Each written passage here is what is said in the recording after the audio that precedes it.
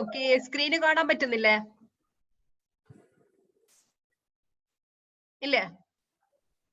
Fourth point, ignore commercial principle. Okay അല്ലേ? Okay.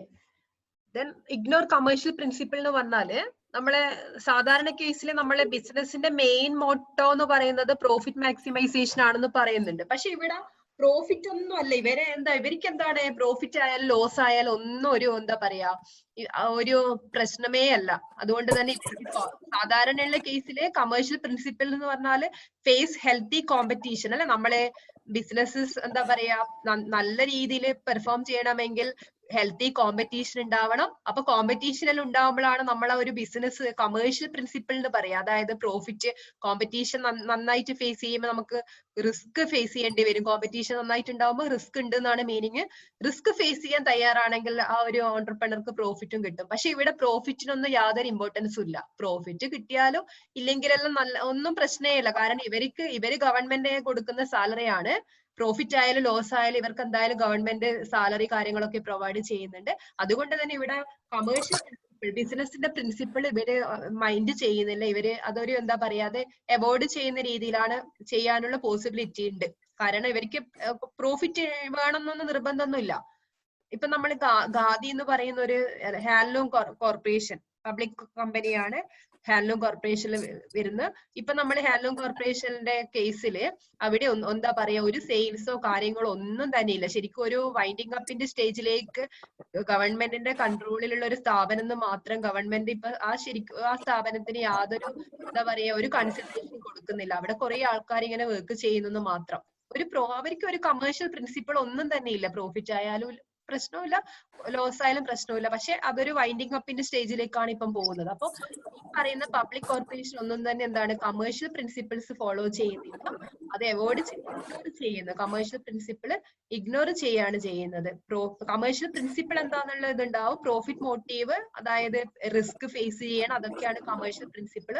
അതൊന്നും തന്നെ ഈ പറയുന്ന പബ്ലിക് കോർപ്പറേഷന്റെ കേസിൽ വരുന്നില്ല. Excessive public accountability. Public accountability എന്ന് പറഞ്ഞാല് നമ്മള് ഇവര് യൂസ് ചെയ്യുന്ന എമൗണ്ട് എന്ന് പറയുന്നത് പബ്ലിക്കിൻ്റെതാണ്. അതുകൊണ്ട് തന്നെ പബ്ലിക്കിനോട് എന്താ പറയാ എല്ലാ ബുക്സ് ഓഫ് അക്കൗണ്ടും പബ്ലിക്കിന് ഡിസ്ക്ലോസ് ചെയ്യേണ്ട കാര്യം വരുന്നുണ്ട്. അപ്പൊ പബ്ലിക്കിനോട് അക്കൗണ്ടബിലിറ്റി ഉണ്ട്, ബാധ്യതയുണ്ട്. കാരണം പബ്ലിക്കിന്റെ എമൗണ്ട് ആണ് എടുക്കുന്നതെന്ന് പറഞ്ഞു ക്യാപിറ്റൽ ആയിട്ട് കിട്ടുന്നത്. അപ്പൊ ആ എമൗണ്ട് എങ്ങനെ എന്തൊക്കെ പേർപ്പസിന് യൂസ് ചെയ്യുന്നു, സ്പെൻഡ് ചെയ്യുന്നു എന്നുള്ള കാര്യം കൃത്യമായിട്ട് പബ്ലിക്കിന് ഇൻഫോം ചെയ്യണം. അതിനാണ് ഇവര് കൃത്യമായിട്ടും ഇയർ എൻഡിൽ books of account, audited books of account prepare ചെയ്യണം. വെറുതെ ബുക്സ് ഓഫ് അക്കൗണ്ട് പബ്ലിഷ് ചെയ്താൽ മാത്രം പോരാ, ഓഡിറ്റഡ് ബുക്സ് ഓഫ് അക്കൗണ്ട് ആയിരിക്കണം. അതായത് ഒരു ഓഡിറ്ററെ കൊണ്ട് എന്താ പറയാ അത് എക്സാമിൻ ചെയ്തിട്ട് ഓഡിറ്റ് ഒക്കെ നടത്തിയിട്ടുള്ള ഫൈനൽ ബുക്സ് ഓഫ് അക്കൗണ്ട് ആണ് പബ്ലിക്കിന് അത് ഡിസ്ക്ലോസ് ചെയ്യേണ്ടത്. അതാണ് പറയുന്നത് എക്സസീവ് പബ്ലിക് അക്കൗണ്ടബിലിറ്റി. എല്ലാത്തിനും പബ്ലിക്കിന് ആൻസർ കൊടുക്കണം എന്ന് പറയുന്ന ഒരു ബേർഡൻ വരാനുള്ള ചാൻസ് ഉണ്ട്. ഇവർക്ക് സ്വന്തമായിട്ട് ഒന്നും തീരുമാനം എടുക്കാൻ വേണ്ടി പറ്റൂല. എല്ലാത്തിനും പബ്ലിക് അക്കൗണ്ടബിലിറ്റി വരുന്നുണ്ട്. ഇതൊക്കെയാണ് പബ്ലിക് എന്റർപ്രൈസ്, അതായത് പബ്ലിക് കമ്പനികള് പബ്ലിക് കോർപ്പറേഷന്റെ എന്താണ് ഡിസഡ്വാൻറ്റേജസിൽ വരുന്നത്. അപ്പൊ ഏകദേശം പബ്ലിക് കമ്പനി എന്താണെന്ന് മനസ്സിലാക്കുകയാണെങ്കിൽ നിങ്ങൾക്ക് എന്താണ് പബ്ലിക് കമ്പനിയുടെ അഡ്വാൻറ്റേജിൽ പറഞ്ഞ അതേ പോയിന്റ് തന്നെയാണ് ചിലതൊക്കെ ഡിസഡ്വാൻറ്റേജസിൽ നേരെ ഓപ്പോസിറ്റ് ആയിട്ട് എഴുതുന്നത്. അപ്പോ നമ്മൾ പബ്ലിക് എന്റർപ്രൈസസ് ആണ് പറയുന്നത്. പബ്ലിക് എന്റർപ്രൈസസിൽ ഗവൺമെന്റ് ഡിപ്പാർട്ട്മെന്റും അതേപോലെ പബ്ലിക് കോർപ്പറേഷനും പറഞ്ഞു. then അടുത്തത് ഗവൺമെന്റ് കമ്പനിയാണ് വരുന്നത്. Government company. അപ്പൊ ഗവൺമെന്റ് കമ്പനി പേര് തന്നെ ഗവൺമെന്റ് കമ്പനി എന്നാണ് പറയുന്നത്. അപ്പൊ ഗവൺമെന്റ് കമ്പനി എന്ന് പറഞ്ഞാല് ഗവൺമെന്റ് കമ്പനി എന്താന്ന് പറയട്ടെ. ക്യാപിറ്റല് കോൺട്രിബ്യൂട്ട് ചെയ്യുന്ന ഈ പബ്ലിക് കമ്പനി ആയാലും ഗവൺമെന്റ് കമ്പനി ആയാലും എല്ലാം ഗവൺമെന്റിന്റെ കൺട്രോളിൽ വരുന്ന കമ്പനികൾ തന്നെയാണ്. പക്ഷെ ഗവൺമെന്റ് കമ്പനി എന്ന് പറയണമെങ്കിൽ ആ കമ്പനിയില് at least 51% or more of the paid up capital is held by central government or any state government or jointly by central government or state government. അതായത് നമ്മൾ നേരത്തെ പറഞ്ഞു പബ്ലിക് കമ്പനിയുടെ കേസിൽ ആവശ്യമായ ക്യാപിറ്റൽ ചിലപ്പോൾ മുഴുവനായിട്ടും പബ്ലിക്കിന്റെ അടുത്തുനിന്ന് ആയിരിക്കും സബ്സ്ക്രൈബ് ചെയ്യുന്നുണ്ടാവെന്ന് പറഞ്ഞു. അപ്പൊ ആ കമ്പനിയുടെ റിയൽ ഓണേഴ്സ് പബ്ലിക് ആണ് വരുന്നത്. അതുകൊണ്ടാണ് പബ്ലിക്കിനോട് അക്കൗണ്ടബിലിറ്റി വരുന്നത്, ബാധ്യത വരുന്നത്. ആ കമ്പനിയിലുള്ള ഓരോരോ എമൗണ്ടും എന്തിനു ഉപയോഗിച്ചു എന്നുള്ള കാര്യം കൃത്യമായിട്ട് പബ്ലിക്കിന് അവർക്ക് ഇൻഫർമേഷൻ ഡിസ്ക്ലോസ് ചെയ്യണം. അതാണ് എക്സസീവ് പബ്ലിക് അക്കൗണ്ടബിലിറ്റി എന്ന് പറഞ്ഞാല്. പക്ഷെ ഗവൺമെന്റ് കമ്പനി അങ്ങനെയല്ല. ഗവൺമെന്റ് കമ്പനിയുടെ ക്യാപിറ്റല് നിങ്ങൾ നോക്കുക, ആ ഒരു പെർസെന്റേജ് പറയുന്നത് അറ്റ്ലീസ്റ്റ് 51% എന്നാ പറയുന്നത്. അറ്റ്ലീസ്റ്റ് 51% എന്ന് പറഞ്ഞാല് 51% എങ്കിലും. അപ്പൊ നിങ്ങൾ ആലോചിച്ച് നോക്കൂ, ഒരു ഗവൺമെന്റ് കമ്പനി 51% ക്യാപിറ്റൽ ആരാണ് കോൺട്രിബ്യൂട്ട് ചെയ്യേണ്ടത്? ഒന്നുകിൽ സ്റ്റേറ്റ് ഗവൺമെന്റിന്റെ കമ്പനി ആണെങ്കിൽ സ്റ്റേറ്റ് ഗവൺമെന്റ് ആണ് കോൺട്രിബ്യൂട്ട് ചെയ്യേണ്ടത്. സെൻട്രൽ ഗവൺമെന്റ് എസ്റ്റാബ്ലിഷ് ചെയ്യുന്ന കമ്പനി ആണെങ്കിൽ സെൻട്രൽ ഗവൺമെന്റ് ആണ് കോൺട്രിബ്യൂട്ട് ചെയ്യുന്നത്. ഇനി രണ്ടാൾക്കും കോൺട്രിബ്യൂട്ട് ചെയ്യാം, സെൻട്രൽ ഗവൺമെന്റിനും സ്റ്റേറ്റ് ഗവൺമെന്റിനും രണ്ടു പേർക്കും കൂടിയിട്ടും കോൺട്രിബ്യൂട്ട് ചെയ്യാം. പക്ഷെ ക്യാപിറ്റലിന്റെ പെർസെന്റേജ് കുറഞ്ഞത് 51% എങ്കിലും 51% എങ്കിലും വേണം. അപ്പൊ നിങ്ങൾ ആലോചിച്ച് നോക്കൂ, 100% ആണ് ക്യാപിറ്റൽ വരുന്നത്. 100% ക്യാപിറ്റലില് 51% of capital must be contributed by state government or central government or jointly by state government or central government. അപ്പൊ നിങ്ങൾ ആലോചിച്ച് നോക്കൂ, ബാക്കി അതിന്റെ മെജോറിറ്റി പെർസെന്റേജും ആര് തന്നെ കോൺട്രിബ്യൂട്ട് ചെയ്യണം? ഗവൺമെന്റ് കമ്പനിയില് ഇപ്പൊ 100 കോടിയാണ് ക്യാപിറ്റല്. അപ്പൊ 51% കുറഞ്ഞത് 51% ഗവൺമെന്റ് കോൺട്രിബ്യൂട്ട് ചെയ്യണം എന്ന് പറഞ്ഞു. അപ്പൊ 100 crore how much amount is to be compulsory contributed by government? എത്ര എമൗണ്ട് കോൺട്രിബ്യൂട്ട് ചെയ്യേണ്ടി വരും? 100 കോടിയാണ് ആവശ്യമായ ക്യാപിറ്റല്, ഗവൺമെന്റ് കമ്പനിയെ പറയുന്നത്. അപ്പൊ ഗവൺമെന്റ് എത്ര പെർസെന്റേജ് കോൺട്രിബ്യൂട്ട് ചെയ്യണം നിർബന്ധമായിട്ടും? മിനിമം 51 lakh അല്ലെ. 51% എന്ന് പറയുമ്പോൾ 100 crore 51% 51 lakh വരും. അപ്പൊ നിങ്ങൾ ആലോചിക്കും, 100 കോടിയില് 51 ലക്ഷവും ഗവൺമെന്റ് കോൺട്രിബ്യൂട്ട് ചെയ്യുന്നു എന്ന് പറഞ്ഞാൽ അതിൽ പകുതിയിൽ കൂടുതൽ 50 ലക്ഷം അതാണ് 50-50 വരിക. അപ്പൊ 51 ലക്ഷം കോൺട്രിബ്യൂട്ട് ചെയ്യുമ്പോൾ ബാക്കി 49 ലക്ഷം റിമൈനിങ് എമൗണ്ട് 49 lakh വരിക. അത് മാത്രമേ പ്രൈവറ്റിന്റെ അടുത്തുനിന്നോ പിന്നെ പബ്ലിക്കിന്റെ അടുത്തൊക്കെ വാങ്ങാനുള്ള ഓപ്ഷൻ ഉള്ളൂ. അപ്പൊ മെജോറിറ്റി ക്യാപിറ്റലിന്റെ പകുതിയിൽ കൂടുതൽ കോൺട്രിബ്യൂട്ട് ചെയ്യുന്നത് ഗവൺമെന്റ് ആയിരിക്കും. അതുകൊണ്ട് തന്നെ ഇത് ഗവൺമെന്റിന്റെ ഓണർഷിപ്പിലുള്ള കമ്പനികളാണ്. ഗവൺമെന്റ് ആണ് ഈ കമ്പനിയുടെ ഓണേഴ്സ് എന്ന് പറയുന്നത് ഗവൺമെന്റ് ആയിരിക്കും. ഗവൺമെന്റ് കമ്പനിയുടെ ഓണർ ആരാന്ന് മനസ്സിലായോ? Owners are government. സെൻട്രൽ ഗവൺമെന്റോ സ്റ്റേറ്റ് ഗവൺമെന്റോ ആയിരിക്കും ഈ കമ്പനിയുടെ ഓണേഴ്സ് ആയിട്ട് വരുന്നത്. നേരത്തെ നമ്മൾ പബ്ലിക് കമ്പനിയുടെ കേസിൽ പറഞ്ഞത് അതിന്റെ ഓണേഴ്സ് കമ്പനിയുടെ ഓണേഴ്സ് എന്ന് പറയുന്നത് ഇക്വിറ്റി ഷെയർ ഹോൾഡേഴ്സ്. പബ്ലിക് ആണ് ഷെയർ എടുക്കുന്നത്, പബ്ലിക്കിന് ഓണർഷിപ്പ് ഉള്ള കമ്പനിയാണ് ഷെയർ ഹോൾഡേഴ്സ് ആയിട്ട് വരുന്നത് പബ്ലിക് ആണെന്ന് പറഞ്ഞു. പക്ഷെ ഈ ഗവൺമെന്റ് കമ്പനിയിൽ കൃത്യമായിട്ട് പറയുന്നുണ്ട് at least 51% of the paid up capital is held by central government or state government or jointly by many state government. അത് മെനി സ്റ്റേറ്റ് ഗവൺമെന്റ് എന്നാൽ ഇപ്പൊ കേരള ഗവൺമെന്റ്, തമിഴ്നാട് ഗവൺമെന്റ്, പിന്നെ മഹാരാഷ്ട്ര, അങ്ങനെ കുറെ സ്റ്റേറ്റ് ഗവൺമെന്റ് കൂടിയിട്ട് ഒരുമിച്ചും തുടങ്ങാനുള്ള ചാൻസ് ഉണ്ട്. ക്യാപിറ്റൽ ഒരുമിച്ച് കോൺട്രിബ്യൂട്ട് ചെയ്തിട്ട് സ്റ്റാർട്ട് ചെയ്യാൻ വേണ്ടി പറ്റും. അല്ലെങ്കിൽ സെൻട്രൽ ഗവൺമെന്റിന് മാത്രം തുടങ്ങാം, സ്റ്റേറ്റ് ഗവൺമെന്റിന് മാത്രം എസ്റ്റാബ്ലിഷ് ചെയ്യാം. പക്ഷെ ക്യാപിറ്റലിന്റെ 51% എങ്കിലും കുറഞ്ഞത് അതാണ്. അതിൽ കൂടുകയും ചെയ്യില്ല, ഒരിക്കലും കുറയൂല. 51% ക്യാപിറ്റലും കോൺട്രിബ്യൂട്ട് ചെയ്യുന്നത് ഗവൺമെന്റ് ആയിരിക്കണം. അതാണ് ഗവൺമെന്റ് കമ്പനി എന്ന് പറഞ്ഞാല്. മനസ്സിലായില്ലേ ഗവൺമെന്റ് കമ്പനീന്റെ മീനിങ്? ഇല്ലേ? കമ്പനീസ് ആക്ട് പ്രകാരമാണ് government company registered under Indian companies act. അതൊരു ജോയിന്റ് സ്റ്റോക്ക് കമ്പനി പോലെ തന്നെയാണ്. അത് എങ്ങനെയാണ് രജിസ്ട്രാർ അടുത്തുനിന്ന് രജിസ്ട്രേഷൻ ഒക്കെ നടത്തിയിട്ടാണ് ഈ ഗവൺമെന്റ് കമ്പനിയും എസ്റ്റാബ്ലിഷ് ചെയ്യുന്നത്. അതെല്ലാം സാധാരണ പോലെ തന്നെയാണ് വരുന്നത്. പക്ഷെ ഇതിന്റെ മെജോറിറ്റി ക്യാപിറ്റലും കോൺട്രിബ്യൂട്ട് ചെയ്യുന്നത് ഗവൺമെന്റ് ആണ് എന്നുള്ള ഒരു വ്യത്യാസം മാത്രമേ ഉള്ളൂ.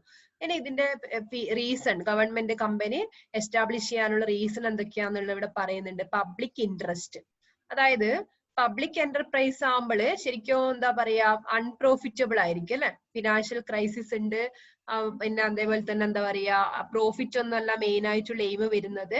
പക്ഷെ ഇവര് പറയുന്നത് ഗവൺമെന്റിന്റെ കൺട്രോളിലുള്ള ചില കമ്പനികൾ, നിങ്ങൾ ഇപ്രാവശ്യത്തെ ന്യൂസ് കേട്ടോ, ഗവൺമെന്റിനുള്ള കൺട്രോളിലുള്ള ചില കമ്പനികൾ ഇതുവരെ പ്രോഫിറ്റ് ലോസിൽ റൺ ചെയ്യുന്ന പല കമ്പനികളും ഈ വർഷം പ്രോഫിറ്റ് ഉണ്ടാക്കിയതായിട്ട് ന്യൂസ് ഉണ്ടായി. ഇപ്പം ഒരു മാസത്തിനുള്ളിൽ അങ്ങനെ ഒരു ന്യൂസ് 2-3 കമ്പനികളുടെ പേര് പ്രത്യേകമായിട്ട് എടുത്ത് പറഞ്ഞു. ഈ വർഷം 1 crore പ്രോഫിറ്റ് കിട്ടുന്ന ചില ഗവൺമെന്റ് കമ്പനികളുണ്ട്. അപ്പൊ പബ്ലിക് ഇൻട്രസ്റ്റ് പ്രൊട്ടക്ട് ചെയ്യാന്നുള്ളതാണ് ഒന്നാമതായിട്ട് വരുന്നത്. ഇതിലെ ഒരു എക്സാമ്പിൾ പറയുന്നുണ്ട്, eastern shipping corporation and Hindustan shipyard limited. ഇതൊരു ഗവൺമെന്റ് കമ്പനിയുടെ എക്സാമ്പിൾ ആണ് കേട്ടോ. Eastern shipping corporation, Hindustan shipyard limited are example of the companies taken over by government of India. അതായത് നമ്മൾ നേരത്തെ പറഞ്ഞ പോലെ തന്നെ ലോസിൽ റൺ ചെയ്യുന്ന ചില കമ്പനികൾ ഉണ്ടാവും. അതായത് ലോസിൽ റൺ ചെയ്യുന്ന ചില കമ്പനികൾ, ഇപ്പൊ നമ്മള് പരിയാരം ഹോസ്പിറ്റൽ അല്ലെ, നമ്മളെ കണ്ണൂരുള്ള എന്താ പറയാ, നമ്മളെ ഒരു പ്രൈവറ്റ് സെക്ടറിൽ വരുന്ന ഒരു കോപ്പറേറ്റീവ് ഹോസ്പിറ്റൽ ആയിരുന്നു പരിയാരം. പക്ഷെ അത് നമ്മള് ഗവൺമെന്റ് അത് ഏറ്റെടുത്തിട്ടുണ്ട്. അപ്പൊ അതാണ് പബ്ലിക് ഇൻട്രസ്റ്റ് പ്രൊട്ടക്ട് ചെയ്യാൻ വേണ്ടിയിട്ട്. അത് ചിലപ്പോ ഗവൺമെന്റ് ഏറ്റെടുക്കുമ്പോൾ അതിൽ പുതിയ ഇന്നോവേറ്റീവ് ആയിട്ടുള്ള കുറെ പൈസയൊക്കെ ചെലവാക്കിയിട്ട് ഗവൺമെന്റ് അതിൽ മോഡിഫിക്കേഷനും കാര്യങ്ങളൊക്കെ നടത്തി നല്ലൊരു ഹോസ്പിറ്റലിന് നമ്മൾക്ക് പ്രോഫിറ്റബിൾ എന്ന് പറയണ്ട അല്ലെ, നല്ലൊരു എന്താ പറയാ നല്ല സർവീസ് കൊടുക്കുന്ന രീതിയിൽ അതിനെ മാറ്റാൻ പറ്റും. അതേപോലെ പല അൺപ്രോഫിറ്റബിൾ ആയിട്ടുള്ള കമ്പനികളെയും പ്രൈവറ്റ് സെക്ടറിൽ വരുന്ന കമ്പനികളെയും ഗവൺമെന്റ് ഏറ്റെടുത്തിട്ട് ഗവൺമെന്റ് കമ്പനിയാക്കി മാറ്റി പിന്നെ അത് പ്രോഫിറ്റബിളിലേക്ക് റൺ ചെയ്യുന്ന രീതിയിൽ അതിന്റെ പെർഫോമൻസ് മാറ്റിയിട്ടുണ്ട്. കാരണം ഗവൺമെന്റിന്റെ കയ്യിൽ കിട്ടിയാൽ ഗവൺമെന്റ് അതിൽ ക്യാപിറ്റലൊക്കെ കോൺട്രിബ്യൂട്ട് ചെയ്യും, പൈസ ഒക്കെ മുടക്കിയിട്ട് അതിനെ നല്ല പോസിറ്റീവായ രീതിയിൽ അതിന് നല്ല ചേഞ്ചസും കാര്യങ്ങളൊക്കെ വരുത്തും. പക്ഷെ ഡിസഡ്വാൻറ്റേജ് പറയുമ്പോൾ സെയിം പോയിന്റ് വരുന്നുണ്ടോ എന്നുള്ളത് നിങ്ങൾ നോക്കണം. അതാണ് പബ്ലിക് കമ്പനിയുടെയും ഗവൺമെന്റ് കമ്പനിയുടെ ഒക്കെ പ്രത്യേകത. അഡ്വാൻറ്റേജ് പറയുന്നുണ്ടെങ്കിലും നമ്മൾ ഡിസഡ്വാൻറ്റേജിൽ സെയിം പോയിന്റ് ആവർത്തിക്കാനുള്ള ചാൻസ് ഉണ്ട്. അപ്പൊ പബ്ലിക് ഇൻട്രസ്റ്റ് പ്രൊട്ടക്ട് ചെയ്യുന്നു എന്നുള്ളത് പറയാം. ദെൻ മിക്സഡ് ഓണർഷിപ്പ്, ഇവിടെ ഓണർഷിപ്പ് മിക്സഡ് ആണ് അല്ലെ, ഗവൺമെന്റിന്റെ ഓണർഷിപ്പ്. അത് ഗവൺമെന്റിന്റെ കേസിൽ തന്നെ ചിലപ്പോൾ സെൻട്രൽ ഗവൺമെന്റ് മാത്രമുള്ള കമ്പനി ഉണ്ടാവും, ചിലപ്പോൾ central government state government ownership ഉള്ള കമ്പനികളും ഉണ്ടാവും, ചിലപ്പോൾ 2 സ്റ്റേറ്റ് ഗവൺമെന്റ് ഓണർഷിപ്പ് ഉള്ള കമ്പനികളും ഉണ്ടാവും. അപ്പൊ അതിവിടെ നമുക്ക് പറയാം, ഇവിടെ ഓണർഷിപ്പ് എന്ന് പറയുന്നത് മിക്സഡ് ആണ്. കൂടുതൽ ഷെയർസ് ഹെൽഡ് ചെയ്യുന്നത് ആര് തന്നെയായിരിക്കും? ഗവൺമെന്റ് തന്നെയായിരിക്കും. പക്ഷെങ്കിൽ നിങ്ങൾ ആലോചിച്ച് നോക്കുക, ബാക്കി 51% ഗവൺമെന്റ് ആണെങ്കിൽ ബാക്കി 49% പ്രൈവറ്റ് ആയിട്ടുള്ള ആൾക്കാരുടെ അടുത്തുനിന്ന് എമൗണ്ട് കോൺട്രിബ്യൂട്ട് ചെയ്യും. അപ്പോ ഇവിടെ ഓണർഷിപ്പിന്റെ കേസിൽ ഗവൺമെന്റ് ആണ് പ്രൈമറിയിൽ വരുന്നത്, പക്ഷെ പ്രൈവറ്റ് പേഴ്സൺ ഓണർ ആയിട്ട് വരുന്നുണ്ട്, കുറച്ച് എമൗണ്ട് പ്രൈവറ്റ് പേഴ്സൺ ഒക്കെ വരുന്നുണ്ട്. അപ്പൊ മിക്സഡ് ഓണർഷിപ്പ് ആണ് വരുന്നത്. then industrial promotion. Industrial promotion എന്ന് പറഞ്ഞാൽ ഇൻഡസ്ട്രി ഡെവലപ്മെന്റിന് വേണ്ടിയിട്ട്, അതായത് നമുക്ക് പരിചയമുള്ളതാണ്. ഇപ്പൊ DICL ഉണ്ട്, ഡിസ്ട്രിക്ട് ഇൻഡസ്ട്രി സെന്റർ ഉണ്ട്, NSIC national small industries corporation ഉണ്ട്, നാഷണൽ ഇൻഡസ്ട്രിയൽ ഡെവലപ്മെന്റ് കോർപ്പറേഷൻ ഉണ്ട്. അപ്പൊ ഇവരൊക്കെ ഈ പറയുന്ന ബിസിനസ്സിന് ലോണും കാര്യങ്ങളും ഒക്കെ കൊടുത്തിട്ട് ഇവരെന്താ പറയാ പ്രൊമോട്ട് ചെയ്യുന്നുണ്ട്. ഇൻഡസ്ട്രിയൽ പ്രൊമോഷൻ എന്ന് പറഞ്ഞാല് ഇപ്പൊ ഒരു എക്സാമ്പിൾ ഞാൻ പറയാം. ഇപ്പൊ ഒരു ഗവൺമെന്റ് കമ്പനി നമ്മൾ പഠിക്കുന്നത്, അപ്പൊ അവിടത്തെ ആൾക്കാർക്ക് ബിസിനസ്സിന് വേണ്ടിയിട്ടുള്ള ഒരു ട്രെയിനിങ്ങും കാര്യങ്ങളെല്ലാം കൊടുക്കാൻ ഒരുപാട് ഏജൻസികൾ ഉണ്ട്. ഗവൺമെന്റിന്റെ അണ്ടറിലുള്ള പല ഏജൻസികൾ ഉണ്ട്. അതായത് ഈ പറയുന്ന നാഷണൽ ഇൻഡസ്ട്രിയൽ ഡെവലപ്മെന്റ് കോർപ്പറേഷൻ, അത് ഇൻഡസ്ട്രി പ്രൊമോട്ട് ചെയ്യേണ്ട കാര്യങ്ങളാണ്, ട്രെയിനിങ്ങും ഫെസിലിറ്റീസും ആണ് അവർ പ്രൊവൈഡ് ചെയ്ത് കൊടുക്കുന്നത്. അപ്പൊ ഇങ്ങനെയുള്ള ഇൻഡസ്ട്രീസിന് കമ്പനികൾക്ക് അങ്ങനെയുള്ള പ്രൊമോഷനും കാര്യങ്ങളൊക്കെ കിട്ടുമ്പോൾ ഇൻഡസ്ട്രിയൽ പ്രൊമോഷൻ ആണ് അവിടെ വരുന്നത്. അവരെ ബിസിനസ് ഹൗ ടു ഇംപ്രൂവ് അങ്ങനെയുള്ള കാര്യങ്ങളാണ് പറഞ്ഞു കൊടുക്കുക, ട്രെയിനിങ് കിട്ടുന്നത്. അപ്പൊ ഇൻഡസ്ട്രി പ്രൊമോട്ട് ചെയ്യാൻ വേണ്ടി പറ്റുന്നുണ്ട്. അപ്പൊ ട്രെയിനിങ്ങും കാര്യങ്ങളെല്ലാം കിട്ടുമ്പോൾ ട്രേഡും കൊമേഴ്സും, ട്രേഡ് എന്ന് പറഞ്ഞാല് എന്താ പറയാ ബൈയിങ് ആൻഡ് സെല്ലിംഗ് ആണ്, commerce exchange of goods and service ആണ്. അപ്പൊ ട്രേഡും കൊമേഴ്സും എല്ലാം പ്രൊമോട്ട് ചെയ്യാൻ വേണ്ടി പറ്റുന്നുണ്ട്. ഗവൺമെന്റിന്റെ പല പല സ്കീം ഉണ്ട്. അപ്പൊ ആ സ്കീം വഴി ഇപ്പൊ ഞാനൊരു എക്സാമ്പിൾ പറയും. നിങ്ങൾക്ക് ഇന്റർനാഷണൽ ബിസിനസ് എപ്പോഴെങ്കിലും പഠിക്കാനുണ്ടാവും. അപ്പൊ അവിടെ നമ്മൾക്ക് എക്സ്പോർട്ട് പ്രൊമോഷൻ സ്കീം ഉണ്ട്, എക്സ്പോർട്ട് പ്രൊമോഷൻ സ്കീം. അതിലെ വരുന്ന ഒന്നാണ് ഇവിടെ നിങ്ങൾക്ക് ECGC എന്നുള്ളത്, export credit guarantee corporation, ECGC എന്ന് പറയും. അതായത് ഇത് ഗവൺമെന്റിന്റെ ഒരു കമ്പനിയാ ECGC എന്ന് പറയുന്നത്. ECGC export credit guarantee corporation എന്നാണ് എക്സ്പാൻഷൻ. സെൻട്രൽ ഗവൺമെന്റ് എസ്റ്റാബ്ലിഷ് ചെയ്തിട്ടുള്ള കമ്പനിയാ. ഇത് എന്തിനാ എസ്റ്റാബ്ലിഷ് ചെയ്തെന്ന് പറയാൻ വേണ്ടി പറ്റുമോ? നോക്കൂ, എക്സ്പോർട്ട് ക്രെഡിറ്റ് ഗ്യാരണ്ടി കോർപ്പറേഷൻ എന്ന് പറയുന്നത് ഒരു ഗവൺമെന്റ് കമ്പനിയാണ്. For what purpose ECGC established? Can you say what is reason for establishment of ECGC? ഒന്ന് ആ ടേം നോക്കൂ, ആ പേര്, ആ എക്സ്പാൻഡഡ് ആ ഒരു ടേം നോക്കൂ നിങ്ങൾ, എന്താണ് ഫുൾ ഫോം നോക്കൂ. ECGC എന്നാണ് പറയുന്നത്.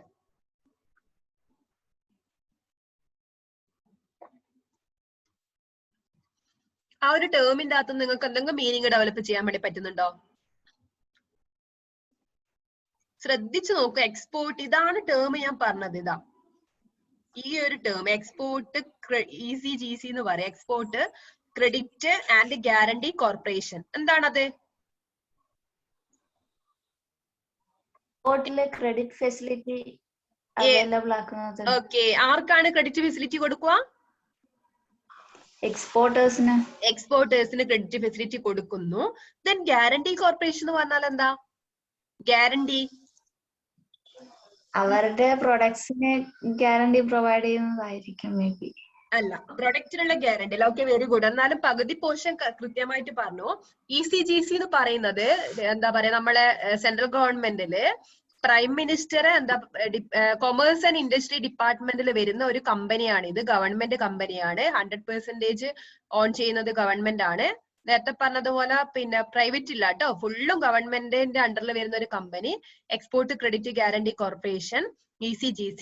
അതായത് നമ്മുടെ ഇന്ത്യയില് എക്സ്പോർട്ടേഴ്സ് ഉണ്ടാവും അല്ലെ, ബിസിനസ് ബൾക്ക് ക്വാണ്ടിറ്റിയിൽ പ്രൊഡ്യൂസ് ചെയ്യുന്ന ആൾക്കാരുണ്ടാവും. പക്ഷെ ഫണ്ട് ഇല്ലാത്തത് കൊണ്ട്, അതായത് അവർക്ക് ചിലപ്പോ ഫസ്റ്റ് ടൈം പുതിയ ആൾക്കാരൊക്കെ ആവുന്ന സമയത്ത് അവർക്ക് ആരും ഒരാൾ ഹെൽപ്പ് ചെയ്യാൻ ഉണ്ടാവില്ല. അതായത് ഒരു ബാങ്ക് ലോണിന് അപ്രോച്ച് ചെയ്താൽ ചിലപ്പോ അവരെ പ്രീവിയസ് എക്സ്പീരിയൻസ് ഇല്ലാതെ എക്സ്പോർട്ടർ ആയതുകൊണ്ട് ബാങ്ക് ചിലപ്പോ ഈ ലോൺ കൊടുക്കാൻ വില്ലിങ് ആവണമെന്നില്ല.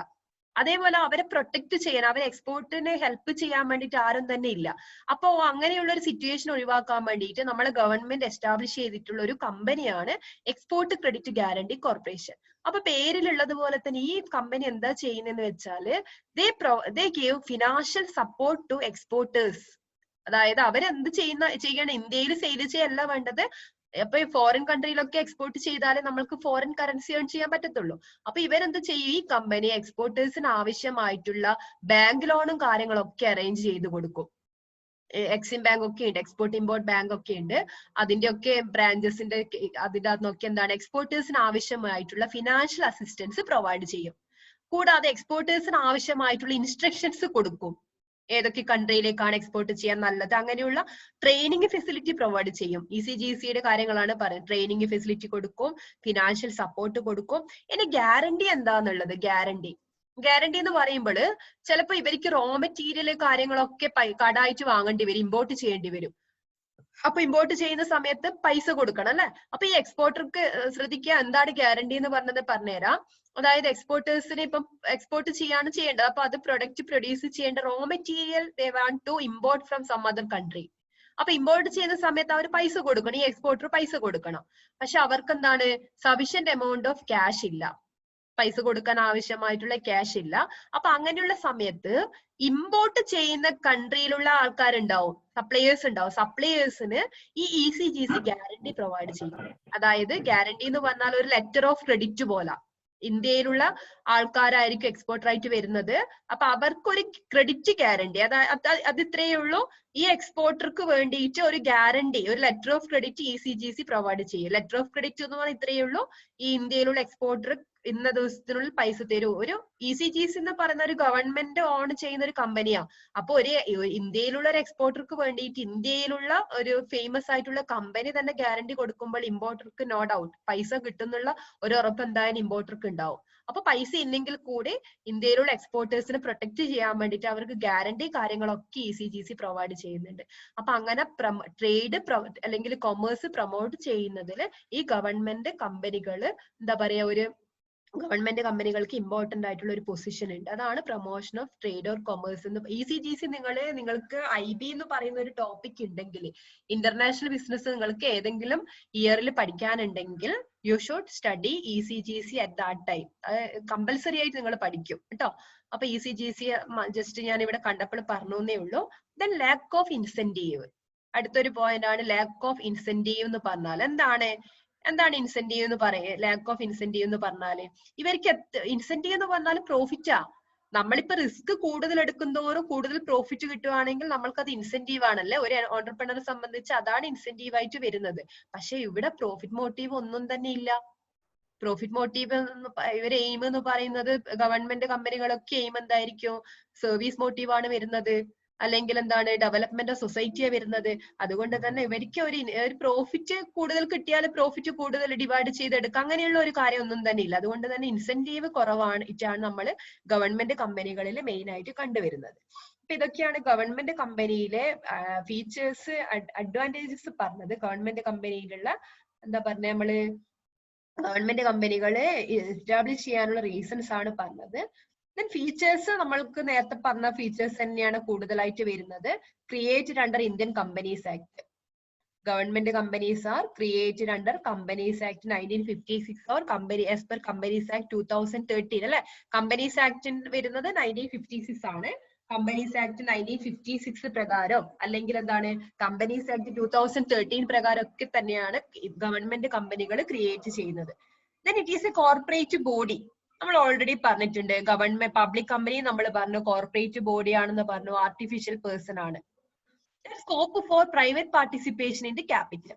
Private participation ഉണ്ട് ക്യാപിറ്റലിലെ പ്രൈവറ്റ് ആൾക്കാർക്കും എന്താ പറയാ അവർക്കും പാർട്ടിസിപ്പേറ്റ് ചെയ്യാനുള്ള ഒരു ഓപ്ഷൻ ഉണ്ട്. കാരണം 51% മാത്രമാണ് 51% ഷെയർ ആണ് ഗവൺമെന്റ് കോൺട്രിബ്യൂട്ട് ചെയ്യുന്നതെങ്കിൽ remaining 49% can be subscribed from private person.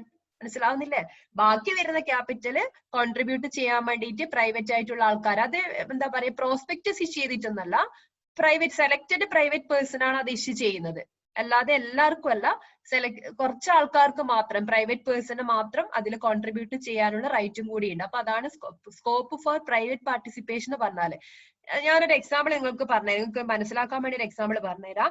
ഇപ്പൊ നമ്മളെ മോദി ഗവൺമെന്റിന്റെ കേസില് മോദി ഗവൺമെന്റ് ഇപ്പൊ നമ്മൾ ഈവൻ ഇന്ത്യൻ റെയിൽവേ അടക്കം എന്താണ് പ്രൈവറ്റൈസ് ചെയ്യാനുള്ള ഒരു എന്താ പറയല്ലേ ഒരു ടെൻഡൻസി നമ്മൾ കാണുന്നുണ്ട്. എന്തായാലും റെയിൽവേ മാത്രല്ല, പണ്ടേ കുറച്ചു നാൾ മുന്നേ ഗവൺമെന്റിന്റെ കൺട്രോളില് ഗവൺമെന്റിന്റെ എന്താ പറയാ ഒരു ഡിപ്പാർട്ട്മെന്റ് ആയിരുന്നു ഇന്ത്യൻ റെയിൽവേ. ഇന്ത്യൻ റെയിൽവേ ആയാലും എയർവേസ് ആയാലും ഗവൺമെന്റിന്റെ ഇതിൽ മാത്രമേ നമ്മൾ കണ്ടുവന്നിട്ടുള്ളൂ. പക്ഷെ ഇപ്പൊ നമ്മൾ ഇന്ത്യൻ റെയിൽവേയും എയർലൈൻസും എല്ലാം പ്രൈവറ്റൈസ് ചെയ്യാനുള്ള നടപടികൾ കാണുന്നുണ്ട്. അതായത് കൂടുതൽ ഫോറിൻ ക്യാപിറ്റൽ ഇൻവൈറ്റ് ചെയ്യാൻ വേണ്ടിയിട്ടാണ് അങ്ങനെ ചെയ്യുന്നത്. ചില ഏരിയയില് 70, ഇപ്പൊ നമ്മൾ ഇവിടെ ഗവൺമെന്റ് കമ്പനിയുടെ കേസിൽ 51% ആണ് അല്ല, കുറഞ്ഞത് 51% ക്യാപിറ്റലെങ്കിലും ഗവൺമെന്റിന്റെ കൺട്രോളിൽ തന്നെ ഉണ്ടാവണം. അപ്പൊ നിങ്ങൾ ആലോചിച്ച് നോക്കൂ, ഇപ്പൊ നമ്മളെ India government invited 75% of private participation in particular field of industry. Then what is mean? If our central government invited 75% private participation in a particular industry, what is mean? എന്താ അതിന്റെ മീനിങ്?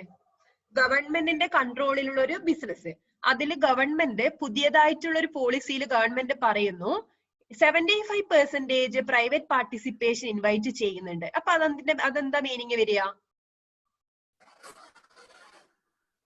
നമ്മൾ പഠിക്കേണ്ട കാര്യം അത്. 75% പ്രൈവറ്റ് പാർട്ടിസിപ്പേഷൻ എന്ന് പറഞ്ഞാല് എത്ര percentage shares ആണ് പ്രൈവറ്റിന്റെ അടുത്ത് കളക്ട് ചെയ്യുന്നത്?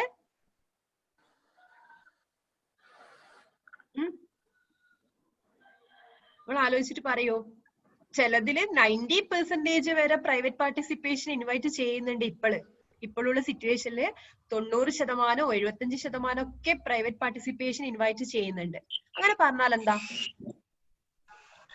അപ്പൊ ഗവൺമെന്റ് കമ്പനിയുടെ റൂളിന്ന് പുറത്തു പോകൂലേ? യെസ്, ഗവൺമെന്റ് കമ്പനി എന്ന് പറയുന്നതിന്റെ റൂളിന്ന് പുറത്തു പോകും അല്ലെ. ഇപ്പം ഗവൺമെന്റ് ഇപ്പൊ നമ്മൾ LICന്റെ കേസിൽ നിങ്ങൾക്ക് ആദ്യമായിട്ടൊക്കെ LIC നമ്മളെ ലൈഫ് ഇൻഷുറൻസ് കോർപ്പറേഷൻ ആദ്യത്തെ ഇതില് ആകെ ഗവൺമെന്റിന്റെ കൺട്രോളിലുള്ള ലൈഫ് ഇൻഷുറൻസ് കോർപ്പറേഷൻ മാത്രമേ ഉണ്ടായിട്ടുള്ളൂ. പിന്നീട് ഒത്തിരി എന്താണ് പ്രൈവറ്റ് സെക്ടറിലുള്ള ഇൻഷുറൻസ് കമ്പനികൾ വന്നിട്ടുണ്ട്. അപ്പോഴും ആ ഒരു കോൺട്രിബ്യൂഷന്റെ എമൗണ്ടില് ഗവൺമെന്റിന്റെ കോൺട്രിബ്യൂഷൻ 51%, പ്രൈവറ്റ് കോൺട്രിബ്യൂഷൻ 49% എന്ന് പറയുന്ന ഒരു ക്രൈറ്റീരിയ വന്നിട്ടുണ്ട്. പക്ഷെ റീസെന്റ് അതൊക്കെ കളഞ്ഞിട്ട് ഗവൺമെന്റിന്റെ കോൺട്രിബ്യൂഷൻ അറ്റ്ലീസ്റ്റ് 51% എന്ന് മാറ്റി പ്രൈവറ്റ് കോൺട്രിബ്യൂഷൻ അപ് ടു 75% എന്ന് വന്നിട്ടുണ്ട്. അപ്പൊ നിങ്ങൾ ആലോചിക്കുക, 100% ക്യാപിറ്റലില് 75% capitals are invited from this type of private parties. It means the ownership of such type of organization transfer from government to private person. Ownership മാറ്റം വരും. മനസ്സിലാവുന്നില്ലേ? 75% ക്യാപിറ്റലും പ്രൈവറ്റിന്റെ അടുത്ത് ഇൻവൈറ്റ് ചെയ്യുന്നു എന്ന് പറയുമ്പോൾ ആ കമ്പനിയുടെ 75%, ഒരു കോടിയിൽ 75% എന്ന് പറയുമ്പോൾ 75 ലക്ഷവും ക്യാപിറ്റൽ കോൺട്രിബ്യൂട്ട് ചെയ്തത് പ്രൈവറ്റ് ആയിട്ടുള്ള ആൾക്കാരായിരിക്കും. അതില് ഫോറിൻ ഡയറക്റ്റ് ഇൻവെസ്റ്റ്മെന്റ് കൂടി ഇൻവൈറ്റ് ചെയ്യുന്നുണ്ട്. ഫോറിൻ ഡയറക്റ്റ് ഇൻവെസ്റ്റ്മെന്റ് എന്ന് പറഞ്ഞാൽ അറിയോ? FDI. Foreign direct investment FDI എന്താന്ന് അറിയോ? കേട്ടിട്ടുണ്ടാവും. ബികോം കുട്ടികള് കേൾക്കാതിരിക്കൂല. ഫോറിൻ ഡയറക്റ്റ് ഇൻവെസ്റ്റ്മെന്റ് എന്നുള്ള ടേം പറയാൻ പറ്റുമോ മീനിങ്? പ്രൈവറ്റ് പാർട്ടിസിപ്പേഷൻ പറയുമ്പോൾ പറഞ്ഞു വരുന്നേ ഉള്ളൂ. എന്താണ് FDI എന്ന് പറഞ്ഞാല്? Foreign direct investment. അതായത് ഫോറിൻ പേഴ്സൺ, ഫോറിൻ സിറ്റിസൺ, ഇപ്പൊ ഇന്ത്യയിലെ FDI എന്ന് പറഞ്ഞാല് ഇന്ത്യയിലുള്ള ഒരു കമ്പനിയിലേക്ക് ഫോറിൻ കൺട്രിയിലുള്ള എബ്രോഡിലുള്ള ഇൻഡിവിജ്വൽസോ എബ്രോഡിലുള്ള കമ്പനികളോ ഇൻവെസ്റ്റ് ചെയ്യുമ്പോൾ അതിനെയാണ് FDI എന്ന് പറയാം. മനസ്സിലാവുന്നില്ലേ? ഇപ്പൊ അമേരിക്കയിലുള്ള ഒരു കമ്പനി അമേരിക്കയിലുള്ള കമ്പനിയിലേക്ക് പൈസ, അതിന്റെ ഷെയറും കാര്യങ്ങളൊക്കെ എടുക്കുന്നു. അല്ല, ഇന്ത്യയിലുള്ള ഒരു ഇന്ത്യൻ സിറ്റിസൺ അമേരിക്കയിലുള്ള കമ്പനിയിലേക്ക് പൈസ ഡെപ്പോസിറ്റ് ചെയ്യുന്നു. അപ്പൊ അത് അമേരിക്കക്ക് FDI എന്ന് പറയും, ഫോറിൻ ഡയറക്റ്റ് ഇൻവെസ്റ്റ്മെന്റ് എന്ന് പറയും. നേരെ ഓപ്പോസിറ്റ് ഇന്ത്യയിലുള്ള ഒരു കമ്പനി അവിടെ അമേരിക്കയിലുള്ള ഒരു കമ്പനി ഇൻവെസ്റ്റ് ചെയ്യുന്നു, അല്ലെങ്കിൽ എന്താണ് അമേരിക്കയിലുള്ള ഒരു ഇൻഡിവിജ്വൽ ഇൻവെസ്റ്റ് ചെയ്യുന്നു. അപ്പൊ അതാണ് FDI എന്ന് പറഞ്ഞാല്. അപ്പൊ നിങ്ങൾ നോക്കുക, 75% ഫോറിൻ ഡയറക്റ്റ് ഇൻവെസ്റ്റ്മെന്റ് ഇൻവൈറ്റ് ചെയ്യുമ്പോൾ അതിന്റെ റിയൽ ഓണേഴ്സ് ഫോറിനേഴ്സ് ആയിരിക്കും.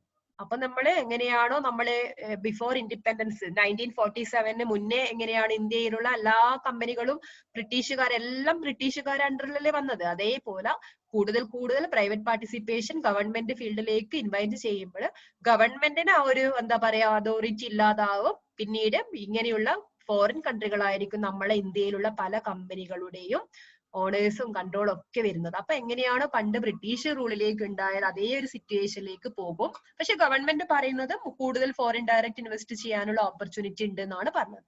എനിവേ, നമ്മളെ തേർഡ് പോയിന്റ് പറയുമ്പോൾ അതുമായിട്ട് റിലേറ്റ് ചെയ്ത് ഞാൻ പറഞ്ഞേ ഉള്ളൂ. അപ്പൊ scope for private participation in the capital, government കമ്പനിന്റെ കേസിൽ 51% ഗവൺമെന്റ് ആണെങ്കിൽ ബാക്കി 49% ഉണ്ട്, അത് പ്രൈവറ്റ് പാർട്ടിസിപ്പേഷൻ ഇൻവൈറ്റ് ചെയ്യുന്നുണ്ട്. As in the case of public company also, we seen public companies are managed by board of directors. Likewise, as in the case of government company also, these are directed by board of directors, managed by board of directors. Board of directors തന്നെയാണ് government കമ്പനികളും manage ചെയ്യുന്നത്. ഒന്നും നമ്മൾ പ്രത്യേകിച്ച് പറയേണ്ട ആവശ്യമില്ല. Financial independence ഉണ്ട്. Financial independence എന്ന് പറഞ്ഞാല് ഗവൺമെന്റ് ആണ് കൺട്രോൾ ചെയ്യുന്നത്, ഗവൺമെന്റ് ആണ് പൈസ ഡെപ്പോസിറ്റ് കോൺട്രിബ്യൂട്ട് ചെയ്യുന്നത്. അതുകൊണ്ട് തന്നെ ഫിനാൻഷ്യൽ ഇൻഡിപെൻഡൻസ് ഉണ്ട്. ബജറ്റോ അങ്ങനെയുള്ള കാര്യങ്ങളോ ഒരു സ്ഥലത്ത് പൈസ കിട്ടേണ്ടത് അത് വെയിറ്റ് ചെയ്യേണ്ട ആവശ്യമൊന്നുമില്ല. ആവശ്യം വരുന്ന സമയത്ത് ഗവൺമെന്റ് തന്നെയാണ്, ഗവൺമെന്റിന്റെ കമ്പനിയാ.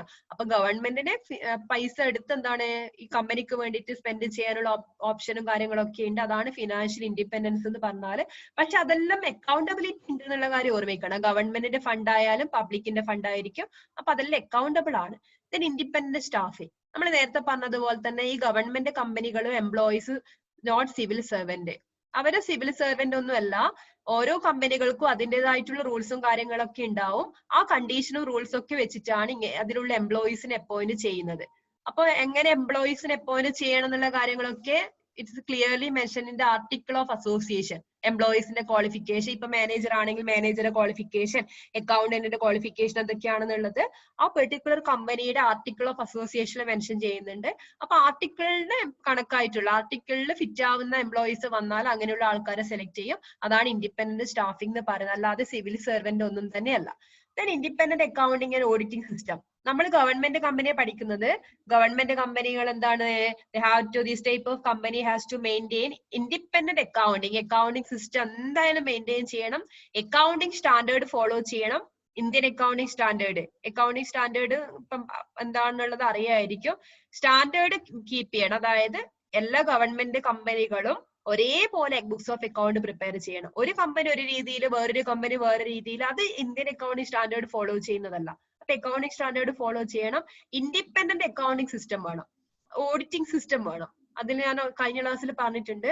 As in the case of government company, it is compulsory, the auditor must be a chartered accountant appointed by government on the advice of Controller and Auditor General of India. അപ്പൊ CAG, Controller and Auditor General of India ആണ് ആ ഒരു auditor. അതിൽ വരുന്ന chartered accountant അവരെയാണ് ഈ government കമ്പനികളിൽ auditor ആയിട്ട് അപ്പോയിന്റ് ചെയ്യുന്നത്. അപ്പൊ ഇതാണ് നമ്മൾ പറയും ഇൻഡിപെൻഡന്റ് അക്കൗണ്ടിങ് ആൻഡ് ഓഡിറ്റിംഗ് സിസ്റ്റത്തിൽ വരുന്നത്. CAG, controller and auditor. എല്ലാരെയും ഒന്നും ഓഡിറ്റർ ആയിട്ട് അപ്പോയിന്റ് ചെയ്യാൻ വേണ്ടി പറ്റൂല.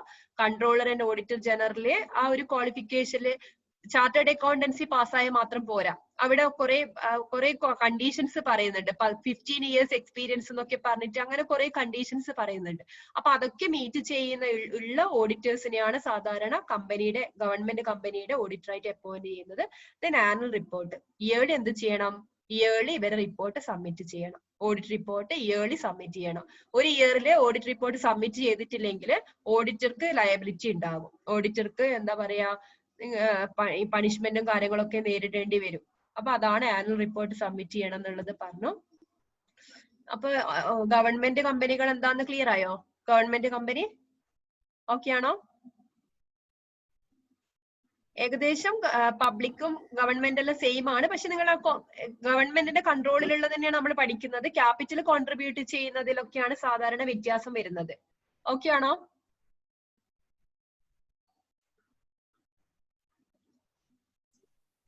Okay ma'am. Yes.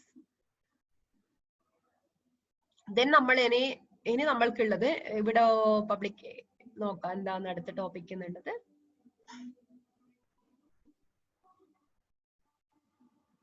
Yes. Distinction between government company and non government company. Government കമ്പനിയും നോൺ ഗവൺമെന്റ് കമ്പനിയും തമ്മിലുള്ള ഡിഫറൻസ് ആണ് പറഞ്ഞത്. നമുക്ക് നോക്കാം എന്തൊക്കെയാണ് ഡിഫറൻസ് എന്നുള്ളത്. അപ്പൊ സാധാരണ ചോദിക്കുന്ന ഒരു ഇമ്പോർട്ടന്റ് ആയിട്ടുള്ള ക്വസ്റ്റ്യൻ ആണ്. What are the difference between government company and non government company? അപ്പൊ നിങ്ങൾക്ക് ഇത് പറയാൻ വേണ്ടി പറ്റുന്നതേ ഉള്ളൂ. ഗവൺമെന്റ് കമ്പനി നമ്മൾ പറഞ്ഞിട്ടുണ്ട്. At least 51% of the paid up capital must be held by central government or state government or jointly by central government or state government or jointly by 2 or more state government. അല്ല, പക്ഷെങ്കിൽ non government കമ്പനീന്റെ കേസിൽ അങ്ങനെ 51% of capital must be government അങ്ങനെ ഒരു rule ഇല്ല. അപ്പൊ ഇതാണ് private participation ആണ് വരുന്നത്. അപ്പൊ ഇതാണ് ഗവൺമെന്റ് കമ്പനിയും നോൺ ഗവൺമെന്റ് കമ്പനിയും തമ്മിലുള്ള ഒരു വ്യത്യാസം. അതായത് ഗവൺമെന്റ് കമ്പനിയാണെങ്കിൽ it is compulsory to procure 51 paid up capital, at least 51% of the paid up capital must be held by government, central government, state government, jointly by central government or state government, jointly by 2 or more state government. അത് നിർബന്ധമാണ്. പക്ഷെ അങ്ങനെ ഒരു provision non government കമ്പനീന്റെ കേസിൽ പറയാൻ പറ്റില്ല. അതാണ് ഒന്നാമത്തെ വ്യത്യാസത്തിൽ വരുന്നത്. ചിലപ്പോൾ നോൺ ഗവൺമെന്റ് കമ്പനിയിലെ majority of share capital paid up ക്യാപിറ്റലും പ്രൈവറ്റ് ഇൻഡിവിജ്വൽസ് ആയിരിക്കും കോൺട്രിബ്യൂട്ട് ചെയ്യുന്നത്. അതാണ് ഒന്നാമത്തെ point. Auditor appointment. As in case of government company, we know auditors are appointed by controller and auditor. Government ആണ് അപ്പോയിന്റ് ചെയ്യുന്നത് on the advice of controller and auditor general of India. അപ്പൊ ഗവൺമെന്റിന് തോന്നാളെ appoint ചെയ്യാൻ വേണ്ടി പറ്റൂല. CAG പറയും controller and auditor general of ഇന്ത്യയുടെ advice പ്രകാരമാണ് അവിടെയുള്ള ആൾക്കാർ എന്താ പറയാ ഒഫീഷ്യൽസിനെയാണ് ഓഡിറ്റർ ആയിട്ട് അപ്പോയിന്റ് ചെയ്യുന്നത് ഗവൺമെന്റ് കമ്പനീന്റെ കേസിൽ. പക്ഷെങ്കിൽ നമ്മൾ നേരത്തെ പറഞ്ഞ നോൺ ഗവൺമെന്റ് കമ്പനീന്റെ കേസിൽ ഓഡിറ്റർ അപ്പോയിന്റ് ചെയ്യുന്നത് ജനറൽ ബോഡി മീറ്റിംഗിലാണ് ഓഡിറ്റർ അപ്പോയിന്റ് ചെയ്യുന്നത് നോൺ ഗവൺമെന്റ് കമ്പനി. ഇതാണ് difference on the base of appointment of auditor. Auditor appointment ചെയ്യുന്നതിന്റെ കേസിലുള്ള ഡിഫറൻസ്. അപ്പൊ ഒന്നാമത്തേത് പെയ്ഡ് അപ്പ് ക്യാപിറ്റൽ ആണ് പറഞ്ഞത്. 51% ക്യാപിറ്റൽ ഗവൺമെന്റ് ഹെൽഡ് ചെയ്യണം എന്ന് പറഞ്ഞു. പക്ഷെ അങ്ങനെ ഒരു പ്രൊവിഷൻ നോൺ ഗവൺമെന്റ് കമ്പനിയുടെ കേസിലില്ല. മെജോറിറ്റി ഓഫ് ക്യാപിറ്റലും ഹെൽഡ് ചെയ്യുന്നത് ആരായിരിക്കും? ഒറ്റൊരു മിനിറ്റ്, നമുക്കൊരു കോൾ വന്ന് ഞാനൊരു മെസ്സേജ് റിപ്ലൈ ചെയ്യട്ടെ.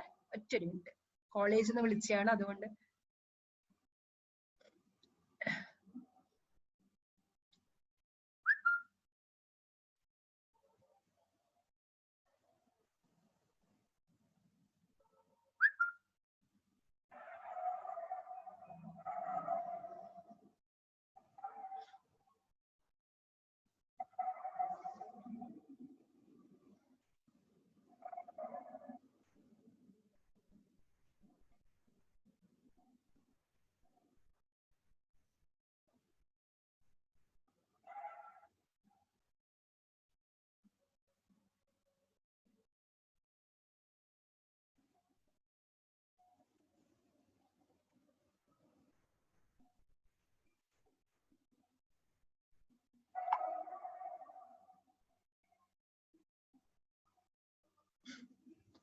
ഓക്കെ, അപ്പൊ പറഞ്ഞത് അപ്പോയിന്റ്മെന്റ് ഓഫ് ഓഡിറ്റർ.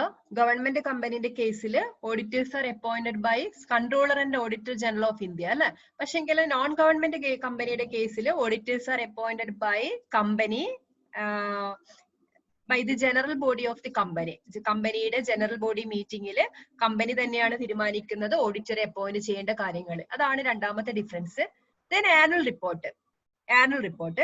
ഗവൺമെന്റ് കമ്പനിയുടെ കേസിൽ നമ്മൾ പറഞ്ഞിട്ടുണ്ട് annual report along with audit report of government companies Leh down before parliament if it is central government. അതായത് ആനുവൽ റിപ്പോർട്ട് കമ്പൽസറി ആണ് ഗവൺമെന്റ് കമ്പനിയുടെ കേസിൽ. അതായത് പാർലമെന്റ്, സെൻട്രൽ ഗവൺമെന്റ് ക്രിയേറ്റ് ചെയ്യുന്ന കമ്പനി ആണെങ്കിൽ പാർലമെന്റിൽ സബ്മിറ്റ് ചെയ്യണം, സ്റ്റേറ്റ് ഗവൺമെന്റ് ക്രിയേറ്റ് ചെയ്യുന്ന കമ്പനി ആണെങ്കിൽ സ്റ്റേറ്റ് ലെജിസ്ലേച്ചറിൽ സബ്മിറ്റ് ചെയ്യണം. പക്ഷെങ്കില് പിന്നെ ഈ പറയുന്ന പബ്ലിക് നോൺ ഗവൺമെന്റ് കമ്പനിയുടെ കേസിലും ആനുവൽ റിപ്പോർട്ട് കമ്പൽസറി തന്നെയാണ്. പക്ഷെ അത് സബ്മിറ്റ് ചെയ്യേണ്ടത് ജനറൽ ബോഡിയിലാണ് സബ്മിറ്റ് ചെയ്യേണ്ടത്, അല്ലാതെ പാർലമെന്റിലോ അല്ലെങ്കിൽ സ്റ്റേറ്റ് ലെജിസ്ലേച്ചറിലോ അല്ല, ജനറൽ ബോഡി മീറ്റിംഗിലാണ് ആ ആനുവൽ റിപ്പോർട്ട് സബ്മിറ്റ് ചെയ്യേണ്ടത്. നിങ്ങൾ നോക്കേണ്ടത് കമ്പനിയുടെ കേസിൽ ആനുവൽ റിപ്പോർട്ട് ഒക്കെ കമ്പൽസറി ആണെന്നുള്ള കാര്യം ഓർമ്മിക്കണം. ഓക്കെ, ആനുവൽ റിപ്പോർട്ട് ഒരു മിനിറ്റ്, ഒറ്റൊരു മിനിറ്റ്.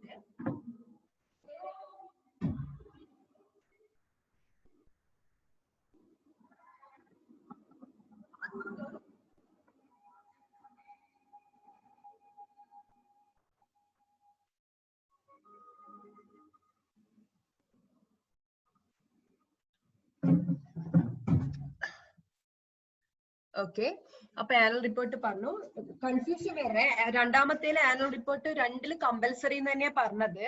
ആനുവൽ റിപ്പോർട്ട് സബ്മിറ്റ് ചെയ്യേണ്ടത് ആർക്കാണ്? In front of, as in the case of government company, annual report along with the audit report must be submitted before parliament if the company is created by central government, then be in front of state legislature if the company is created by state government. But as in the case of non-government company, the audit report or annual report must be submitted in general body meeting. അതാണ് വ്യത്യാസം. General body മീറ്റിംഗിലാണ് submit ചെയ്യേണ്ടത്. ആദ്യത്തെ കേസിൽ പാർലമെന്റിൽ അല്ലെങ്കിൽ state ലെജിസ്ലേച്ചറിലാണ് submit ചെയ്യേണ്ടത്. Then provision of Companies Act. Companies Act ഏതിലൊക്കെയാണ് കമ്പനീസ് ആക്ട് അപ്ലിക്കബിൾ എന്നുള്ളതാണ് പറയുന്നത്. Central government has the power to exempt any provision of the Companies Act from applying to a government company. അതായത് central government Companies Act 1956 അല്ലെ companies act 2013 ഉണ്ട്. അപ്പൊ ഈ കേസില് ചില കേസില് ഈ ഒരു ആക്ടിന്റെ അകത്തുനിന്നുള്ള പ്രൊവിഷന്റെ അകത്ത് എക്സംപ്ഷൻ കൊടുക്കാനുള്ള പെർമിഷൻ അത് സെൻട്രൽ ഗവൺമെന്റിന് മാത്രമാണുള്ളത്. അപ്പൊ ഓഡിറ്റ് റിപ്പോർട്ട്, ഓഡിറ്റും കമ്പനീസ് ആക്ടിൽ പറയുന്നുണ്ട്, കൃത്യമായിട്ട് ഓഡിറ്റ് നടത്തണം എന്നുള്ളത് പറയുന്നുണ്ട്. അതൊഴികെ ഏതെങ്കിലും ഒരു പ്രൊവിഷനിൽ വേണമെങ്കിൽ ഈ പെർട്ടിക്കുലർ ഗവൺമെന്റ് കമ്പനികൾക്ക് മാറ്റം വരുത്താൻ വേണ്ടി പറ്റും. പക്ഷെ സെൻട്രൽ ഗവൺമെന്റിന്റെ പെർമിഷൻ വേണം. സെൻട്രൽ ഗവൺമെന്റ് അംഗീകരിച്ചാൽ മാത്രമേ ആ ഒരു പ്രൊവിഷനിൽ മാറ്റം വരുത്താനുള്ള ഓപ്ഷൻ ഉള്ളൂ ഗവൺമെന്റ് കമ്പനിക്ക്. But central government has nothing to do with regard to the provision of companies act relating to non government company. പറഞ്ഞു പറഞ്ഞത് ഇത്രയേ ഉള്ളൂ. സെൻട്രൽ ഗവൺമെന്റിന് പ്രൈവറ്റ് കമ്പനി അല്ലെങ്കിൽ എന്താ നോൺ ഗവൺമെന്റ് കമ്പനിയുടെ കേസിൽ എന്താ പറയാ ഒരു പ്രൊവിഷൻ മാറ്റം വരുത്തുന്നതിൽ സെൻട്രൽ ഗവൺമെന്റ് വിചാരിച്ചാൽ ഒന്നും ചെയ്യാൻ വേണ്ടി പറ്റത്തില്ല. സെൻട്രൽ ഗവൺമെന്റിന് യാതൊരു റൈറ്റും ഇല്ല. സെൻട്രൽ ഗവൺമെന്റിന്റെ പെർമിഷൻ അങ്ങനെയൊന്നും വാങ്ങിയിട്ട് ഒരു നോൺ ഗവൺമെന്റ് കമ്പനിയിൽ ഇന്ത്യൻ കമ്പനീസ് ആക്ട് ഫോളോ ചെയ്യുന്നില്ല. ഞാനൊരു എക്സാമ്പിൾ പറയാം. ഇപ്പൊ ഒരു പ്രൈവറ്റ് ആയിട്ടുള്ള ആൾക്കാർ ചേർന്ന് നടത്തുന്ന ഒരു കമ്പനി, അപ്പൊ അതിൽ കമ്പനീസ് ആക്ടിലുള്ള റൂൾസിൽ എന്തെങ്കിലും ഒരു ചേഞ്ച് വരുത്തണം. അപ്പൊ അവര് സെൻട്രൽ ഗവൺമെന്റിന് എന്താ പറയാ നമ്മളെ സെൻട്രൽ ഗവൺമെന്റിലുള്ള ഒഫീഷ്യൽസിന് അവരെ റിക്വസ്റ്റും കാര്യങ്ങളൊക്കെ അയച്ചു കൊടുത്താൽ ആ സെൻട്രൽ ഗവൺമെന്റിൽ അതിലൊന്നും ഇടപെടാനുള്ള റൈറ്റ് ഇല്ല. പക്ഷെ ഗവൺമെന്റ് കമ്പനിയുള്ള കേസിൽ കമ്പനീസ് ആക്ടിന്റെ അകത്ത് എന്തെങ്കിലും ഒരു എക്സംഷൻ കിട്ടണമെങ്കിൽ സെൻട്രൽ ഗവൺമെന്റ് വിചാരിച്ചാൽ സെൻട്രൽ ഗവൺമെന്റിന്റെ പെർമിഷനോട് കൂടിയിട്ട് അത് മാറ്റം വരുത്താനുള്ള ചാൻസ് ഉണ്ട്. പക്ഷെ ഓഡിറ്റിംഗിന്റെ കേസിൽ അത് പോസിബിൾ അല്ല. കമ്പനീസ് ആക്ടിൽ ഒരുപാട് പ്രൊവിഷൻ പറയുന്നുണ്ട്. അതിൽ ഓഡിറ്റിംഗ് പറയുന്നുണ്ട്, അക്കൗണ്ട് ബുക്കിന്റെ മെയിന്റനൻസ് പറയുന്നുണ്ട്. പക്ഷെ ഓഡിറ്റിംഗ് എന്ന് പറയുന്നതിൽ ഒരു ചേഞ്ച് വരുത്താൻ വേണ്ടി പറ്റില്ല. അത് കമ്പനീസ് ആക്ട് പ്രകാരം തന്നെ ഫോളോ ചെയ്യണം. ബാക്കി എന്തെങ്കിലും ചെറിയ ചെറിയ പ്രൊവിഷൻ മാറ്റം വരുത്തണമെങ്കിൽ സെൻട്രൽ ഗവൺമെന്റിന് അതിനുള്ള പവർ ഉണ്ട് ഗവൺമെന്റ് കമ്പനിയുടെ കേസിൽ. പക്ഷെ നോൺ ഗവൺമെന്റ് കമ്പനിയുടെ കേസിൽ central government can do nothing, ഒന്നും ചെയ്യാൻ വേണ്ടിയിട്ടുള്ള ഒരു ഓപ്ഷൻ ഇല്ല സെൻട്രൽ ഗവൺമെന്റിന് നോൺ ഗവൺമെന്റ് കമ്പനിയുടെ കേസിൽ. അപ്പൊ ഇതൊക്കെയാണ് ഗവൺമെന്റ് കമ്പനിയും നോൺ ഗവൺമെന്റ് കമ്പനി